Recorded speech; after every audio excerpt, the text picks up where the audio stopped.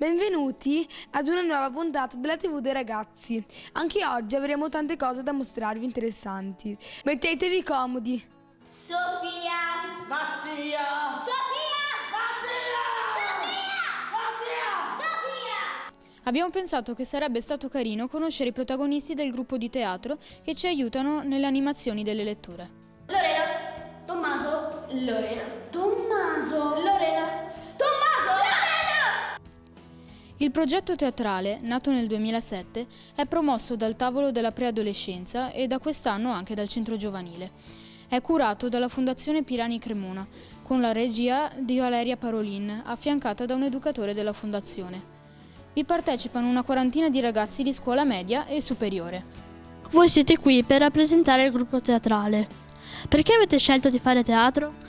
Beh, allora, credo che questa sia una domanda individuale, infatti le risposte possono essere varie rispetto a ogni singolo partecipante al corso.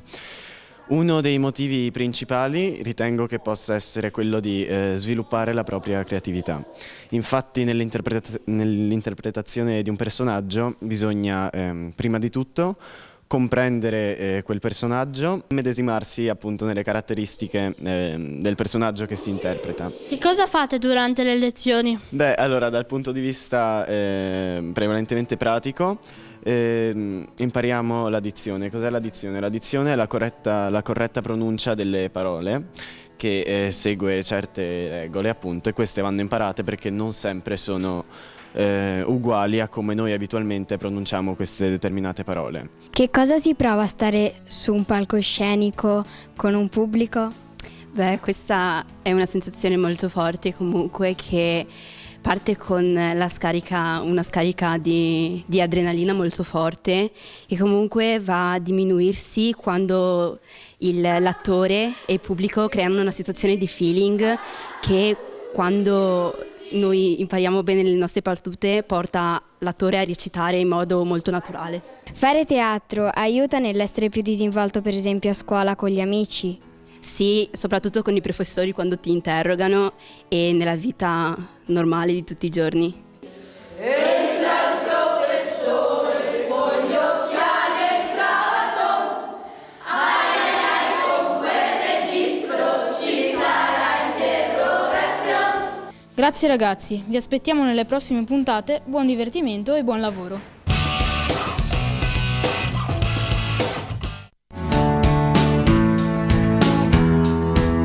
Ciao ragazzi, siamo in libreria Palazzo Roberti e incontreremo Alberto Angela, che ci parlerà del suo appassionante lavoro e ci presenterà il suo ultimo libro, San Pietro. Buongiorno Alberto, com'è nata la sua passione per questa attività? Allora, la mia passione ha una storia antica, per così dire. Io per molti anni ho fatto scavi in Africa e in altri luoghi e mi sono accorto che stando sul campo, scavando, cercando uomini preistorici, parlando con tutti, venivano fuori tante informazioni che di solito nei libri non vengono messe, mica per altro, perché magari sono curiosità, dettagli, come si comportavano questi uomini preistorici, cosa possiamo dire del loro DNA, eccetera. E quindi mi è sembrato naturale ad un certo punto parlare, trasmettere queste conoscenze agli altri. Quindi dopo 10 anni di lavoro sul campo ho cominciato un nuovo lavoro, che era questo della divulgazione, e non soltanto sull'uomo preistorico, ma sull'universo, sulla genetica appunto, su come si costruiscono le navi, eccetera. È importante passare da chi fa e chi conosce le cose a chi magari a casa fa un altro mestiere, è un notaio, è un negoziante, magari è un agricoltore e non ha mai avuto occasione di sapere come è fatto un pianeta o come si muove l'universo o le molecole, e quindi fai in un certo senso è un po' come un cuoco, cucini del cibo per la mente. Lei ha viaggiato moltissimo. Qual è stata la spedizione che l'ha colpita di più e l'ha appassionato maggiormente? Ce ne sono state tante. Ogni spedizione aveva una caratteristica.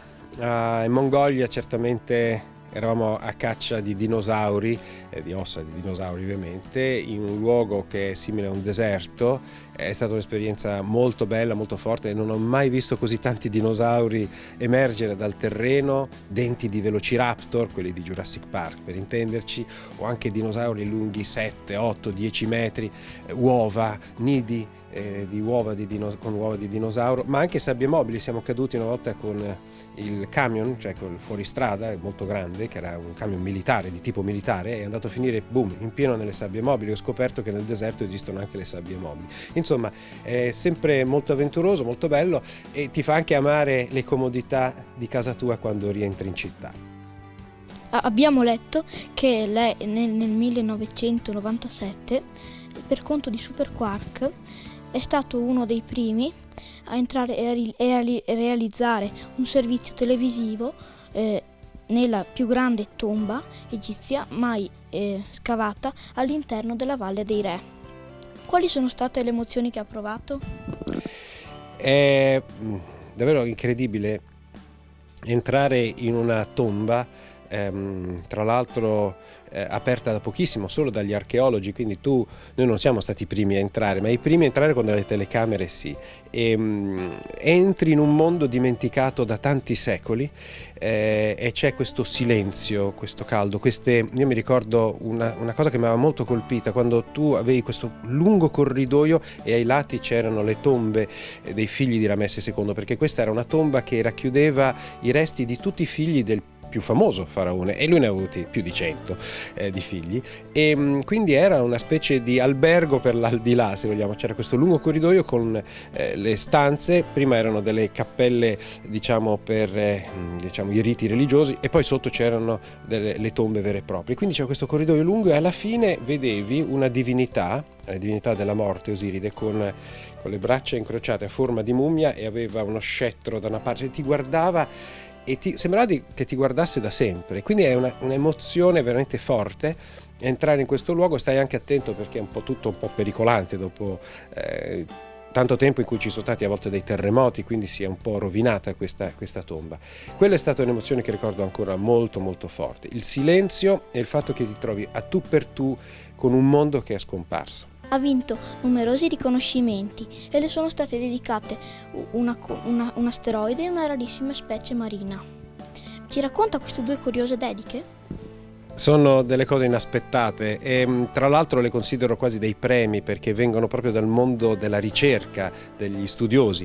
Il primo hanno dato il mio nome a una piccola conchiglia che vive in Colombia, nei fondali, quindi come naturalista so che cosa c'è dietro, so anche il lavoro che c'è dietro, la ricerca e anche la scoperta di una nuova specie. Se ti dedichi a una nuova specie vuol dire che hai la stima di chi fa ricerca, ed è proprio il premio più grande per un divulgatore e anche per un ricercatore, perché anch'io sono un ricercatore prestato alla televisione. Il caso dell'asteroide è qualcosa di diverso, è un gruppo di amanti, di astrofili, di amanti degli studi su stelle, pianeti eccetera, che osservano a lungo, hanno scoperto questo asteroide, hanno deciso di dare il nome a me, perlomeno di dedicarmi a questo asteroide. È un asteroide buono, state tranquilli, ce ne sono tanti, sta in orbite tranquille, e anche lì è una bella soddisfazione.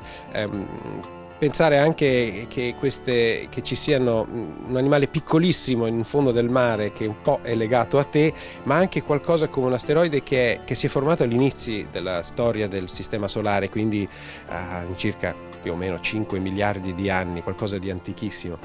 Però ti fa anche capire come in realtà tu vali proprio poco, la tua vita è minuscola in confronto a 5 miliardi di anni, e soprattutto la tua vita è più facile di quella di una piccola conchiglia che vive in fondo al mare e che cerca ogni giorno di sopravvivere. Comunque è una grande soddisfazione. Tra i suoi numerosi viaggi, qual è stato il paese che ha visitato e che l'ha affascinato maggiormente tra storia e cultura?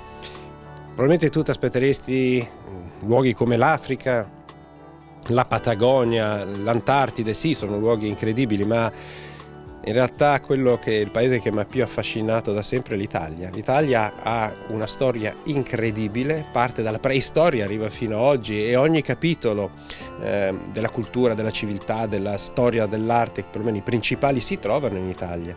Altri paesi non hanno tutto questa ricchezza, magari hanno un momento, basta pensare all'Egitto o alla Grecia o anche alla Francia, ma non hanno tutta la storia che abbiamo noi. Quindi ho sempre trovato l'Italia come una specie di forziere, di cassaforte, di biblioteca del sapere messa a 3 dimensioni. Noi in realtà stiamo camminando su un grande libro aperto, una grande biblioteca fatta di monumenti, tombe, palazzi, tesori, ma anche manoscritti, e tutto un modo di vivere, quello che noi abbiamo, anche la nostra lingua, che è il frutto di questa straordinaria fabbrica della cultura che è stato il nostro paese. Quali consigli può dare a noi giovani giornalisti? Allora, mi fa molto piacere avervi incontrato perché in realtà voi siete la prossima generazione. Devo dirvi onestamente, io alla vostra età non facevo interviste, quindi è qualcosa che da voi è partito prima, e vi auguro quindi un gran futuro, perché c'è bisogno in Italia, ma nel mondo, di qualcuno che analizzi, faccia una fotografia della realtà e la spieghi alla gente a casa, soprattutto se si parla di divulgazione di scienza, di tecnologia, di economia e di finanza. Sono aspetti molto importanti perché il mondo va molto veloce e quindi la gente a casa, compreso il sottoscritto, non è che possa sapere tutto al momento, legge una notizia e sa tutto cosa c'è dietro, appunto un tracollo finanziario, una rivoluzione in un paese oppure un problema ambientale. Noi non possiamo sapere tutto e quindi dobbiamo affidarci a qualcuno che ce lo spieghi. Chi è? Beh, certamente i ricercatori, gli esperti, ma i giornalisti fanno da tramite, permettono di costruire una strada tra noi e loro, e di conseguenza il tuo mestiere in futuro, se continuerai a fare il giornalista, sarà fondamentale per alimentare e dare ossigeno alle conoscenze del paese. Quindi vi faccio un in bocca al lupo a tutti quanti. Il tuo ultimo libro si intitola San Pietro, segreti e meraviglie in un racconto lungo 2000 anni. Ci può raccontare quali sono i temi che tratta in questo libro, anche se non indirizzato prettamente a ragazzi della nostra età? Ma in realtà lo è anche per voi, perché risponde a una curiosità. Per esempio, perché San Pietro è stato costruito proprio in quel punto? Che cosa c'è dietro? Perché hanno costruito San Pietro? E non solo dove, ma il perché. In realtà è una storia che dura 2000 anni, parte dal mondo romano e poi attraverso il Medioevo, attraversa anche il Rinascimento, l'epoca barocca, e dentro hai delle persone come Michelangelo, prima ancora c'era Giotto, Raffaello, Bernini, Borromini. Abbiamo dei grandi della storia dell'arte, ma anche dell'architettura, che hanno costruito questo luogo. Allora, che cosa ha di speciale? Beh, innanzitutto San Pietro lo conosciamo tutti, sappiamo anche il suo significato. Quello che si sa meno è che è il frutto di 2000 anni di storia e ogni generazione ha cercato di mettere qualcosa dentro. Se tu pensi alla Pietà di Michelangelo che si trova all'interno, ti accorgi che ogni generazione ha cercato di lasciare quello che secondo lei era l'espressione del bello. È il senso del bello declinato nei secoli. Io credo che questo sia San Pietro. E poi soprattutto ti permette di fare un viaggio della storia che va all'epoca di Nerone fino ad arrivare ai nostri giorni, c'è il Giubileo, quindi... Ringraziamo Alberto Angela e la libreria Palazzo Roberti per la loro disponibilità. Ragazzi, a voi la parola in studio.